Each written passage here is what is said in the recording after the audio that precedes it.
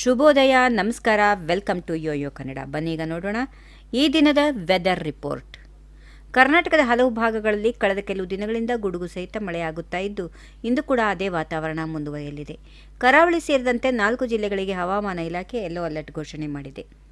ಹವಾಮಾನ ಇಲಾಖೆಯ ಮಾಹಿತಿ ಪ್ರಕಾರ ಕರಾವಳಿ ಹಾಗೂ ಉತ್ತರ ಕರ್ನಾಟಕದ ಕೆಲವು ಜಿಲ್ಲೆಗಳಿಗೆ ಯೆಲ್ಲೋ ಅಲರ್ಟ್ ಘೋಷಿಸಲಾಗಿದೆ.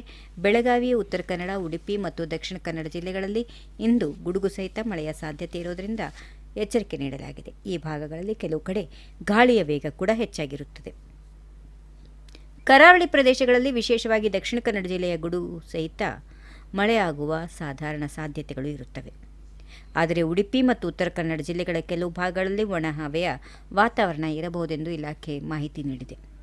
ಬೆಂಗಳೂರು ಗ್ರಾಮಾಂತರ, ರಾಮನಗರ, ಕೋಲಾರ, ಚಾಮರಾಜನಗರ, ಕೊಡಗು, ತುಮಕೂರು, ಹಾಸನ, ಚಿತ್ರದುರ್ಗ, ದಾವಣಗೆರೆ, ಚಿಕ್ಕಮಗಳೂರು, ಶಿವಮೊಗ್ಗ ಜಿಲ್ಲೆಗಳಲ್ಲಿಯೂ ಮಳೆಯ ಸಾಧ್ಯತೆ ವಿರಳವಾಗಿ ಇರಲಿದೆ. ಉತ್ತರ ಒಳನಾಡಿನ ಜಿಲ್ಲೆಗಳಾದ ಬೆಳಗಾವಿ, ಬೀದರ್, ವಿಜಯಪುರ, ಬಾಗಲಕೋಟೆ, ಹಾವೇರಿ, ಗದಗ, ಧಾರವಾಡ, ಕಲಬುರಗಿ, ಕೊಪ್ಪಳ, ಬಳ್ಳಾರಿ, ರಾಯಚೂರು, ಯಾದಗಿರಿ ಮತ್ತು ವಿಜಯನಗರ ಪ್ರದೇಶಗಳಲ್ಲಿ ಹೆಚ್ಚಾಗಿ ಒಣಹವೆಯ ವಾತಾವರಣ ಮುಂದುವರಿಯುವ ಸಾಧ್ಯತೆ ಇದೆ.